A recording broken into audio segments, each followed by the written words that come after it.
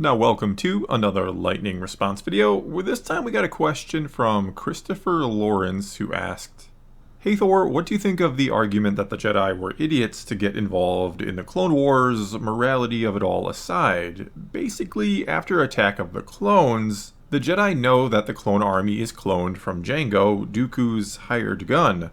Furthermore, the Jedi have no clue who ordered the clone's creation. At best, for them, Sifo-Dyas, who was a friend of Dooku, went rogue and ordered the clones. But even then, how did he fund the clones? But they should also be conscious of the possibility that someone ordered and funded the clones and framed Sifo-Dyas for potentially sinister reasons, which is the reality. To take things further, toward the end of the Clone Wars, the Jedi learn that Dooku is Tyrannus, and therefore Dooku was directly involved in the creation of the clone army, even if we are accepting that the clones weren't suspicious going into the war because of the reasons in the first paragraph, which raises some red flags to say the least. The explanation in the show is that the Council just decides to see what happens, I guess. It is my opinion that the Jedi should consider the survival of their order to be more important than the survival of the Republic. The Republic is winning the war approaching Revenge of the Sith anyway, so I wouldn't even consider the Jedi necessary to the war effort by now. And with the threat of an unknown Sith plot involving the clones, the smart thing to do would be to remove the Order from the war and from the politics and wait it out. What are your thoughts? Okay, and even though I am a huge Jedi defender, I have made all sorts of videos trying to explain some of the things that they do and why they're not anywhere near as bad as some people want to make them out to be, or not bad at all in some cases. I'll even sometimes try and dismantle just completely false allegations made about or against them as well. I'm also a defender and big fan of the prequels. I do love those films. But those things said, the Jedi were kinda idiots, and there are some things in Attack of the Clones that, at face value, when you just look at how they're presented in the film, they maybe don't make a ton of sense. And yeah, I know some of the things might be addressed elsewhere, maybe in books, in comics, or perhaps even in the Clone Wars series, but when we just look at the movie itself, what we see and or learn in it, if we kind of break the story down as presented to us, well, it seems as if someone is trying to assassinate Senator Amidala, and she suspects that it's Count Dooku for reasons. We don't know why she thinks it's him. We don't know any evidence she may have against him or to suggest it's him. And at first, the Jedi think it's pretty preposterous to suspect him, meaning she likely doesn't have any really good evidence or anything they're taking all too seriously. Though yes, they may have a bit of a bias here and don't want to believe a former Jedi could be involved in this sort of thing. Windu basically even says as much. Either way, when you really think about it, it's kind of odd that she thinks it would be Count Dooku when you consider he's the leader of the Separatists and she's essentially spearheading the fight against the Republic building an army, one that would stand in opposition against the Separatists or stand at the ready to fight a war against them. Meaning, in this odd sort of way, or to a degree you could argue, they should almost kind of be aligned. They both don't want the Republic to build an army to fight the Separatists, or so you would think. We would think Dooku doesn't want the Republic to have an army, or you would think Padmé would believe that, either because he doesn't want a war, or if he does plan on attacking the Republic for whatever reason, which we'll later learn they are building a droid army, but Dooku wouldn't want them to have an army at the ready to fight him and his army.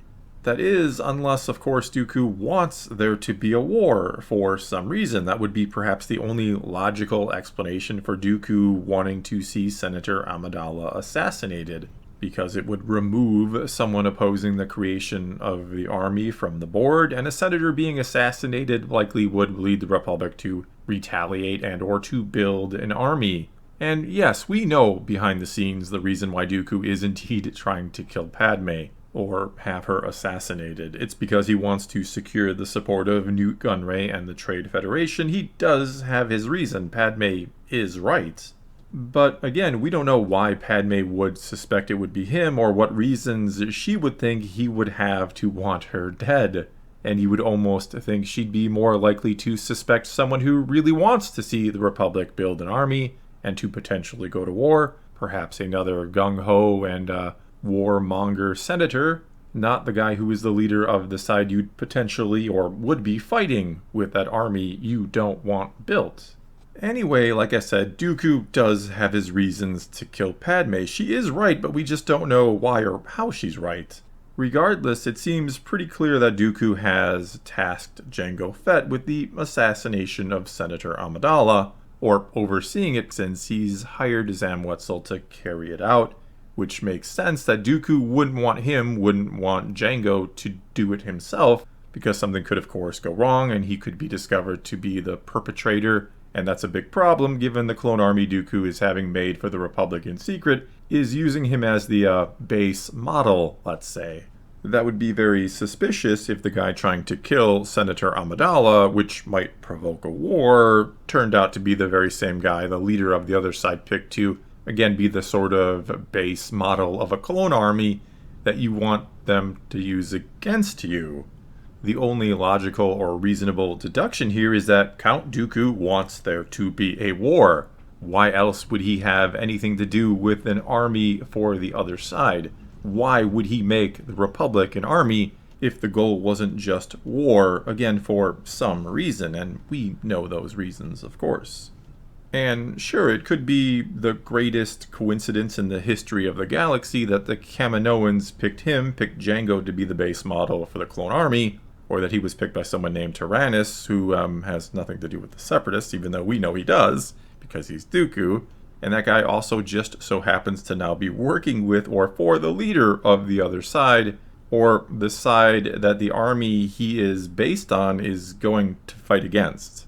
Plus, as the comment points out, Jango tells Obi-Wan he was hired by a man named Tyrannus, and eventually the Jedi will figure out that Tyrannus is Dooku's Sith name. One of the other big questions here, or the first question I'd have if I were Obi-Wan who stumbled upon them making an army for the Republic, or if I was Yoda who went to pick them up essentially, is who paid for all this? Who paid for the creation of a clone army? Because, quite obviously, it cost a lot of credits. A ridiculous amount of credits. So where exactly did they come from? We know it wasn't Sifo Dyas himself, even if he was the one who kind of put in the order. So who is it? Because I doubt the Kaminoans are working for free or working on credit here. In fact, we know they're not. In other words, there is just a ton of red flags here that should be waving right in front of the Jedi's face. They should not trust the clone army at all. And I certainly understand that at the moment, what other choice do they have? It turns out the Separatists have a droid army. They've kidnapped some Jedi. So let's go ahead and use the clone army that someone made for us in secret and try to avoid how convenient that all is. Almost like someone wants this war to happen. Though, trying to give the Jedi some benefit of the doubt here, I think we have to assume when Revenge of the Sith begins, and it starts a few years later in story, about 3 years later in story from Attack of the Clones. Anyway, when it starts up and they're still using the clone army, we have to assume that they looked into everything and it all checked out somehow. That they have every reason to believe the clone army can be trusted and that everything else, for the most part, seemed legit about it. I mean, because if it isn't or doesn't all check out, if it's clear there's something very wrong with the clones, not only are the Jedi kind of idiots for still using them or not trying to change something about the war, maybe using droids themselves, I don't know. There are probably other options, maybe they're not good, but certainly using a clone army that was essentially made by your enemy is also not good. But anyway, if it's clear there's something up with the clones, not only are the Jedi, they're kind of idiots for using them, but the thing is, it also kind of looks bad on the bad guys, right? Because this was their terrible plan. You'd think they'd really try to come up with something more airtight in order to, convince the Jedi and the Republic that it was okay to use this clone army that magically got made for them, and that was started long before potentially the need for them arose, before the Separatists became Separatist and the threat of war loomed. Now, as for your closing question there, what should the Jedi have done once they found out or continued to learn that this was likely a trap of some kind? Well, like I said, there were probably other options. They may not have been good, but they could have looked into getting a different army, I suppose. But I really think the point of the whole thing here is that they were already way too involved to just say, we're out, now you guys get to finish the fight, even if they were close to victory. We have heard and now seen in the Clone Wars that the public opinion was sort of turning against the Jedi by this point in the war. So if they bail on it after many would probably just assume they were the reason it started, this would likely damage the good relations they once had with the people of the galaxy they're trying to protect. Basically, it was a no-win situation for them. The whole thing was a no-win situation. That's really what they're trying to say and show you, that the Jedi were just in a bad position the whole time. There was no right way or way to get out of it once the trap had been sprung, just like Palpatine wanted it to be from the very start. Well, that's all I got for you this time. Now it's your turn to take to the comments below and tell me what you think about all this. Are the Jedi idiots for using the clones? What should they have done otherwise? Or you can always ask a question for a future lightning response video. All you got to do, start your comment off with "Hey Thor" and then ask away. But whatever you choose to do, leave a comment below. Let's talk some Star Wars, and until next time, thanks for watching.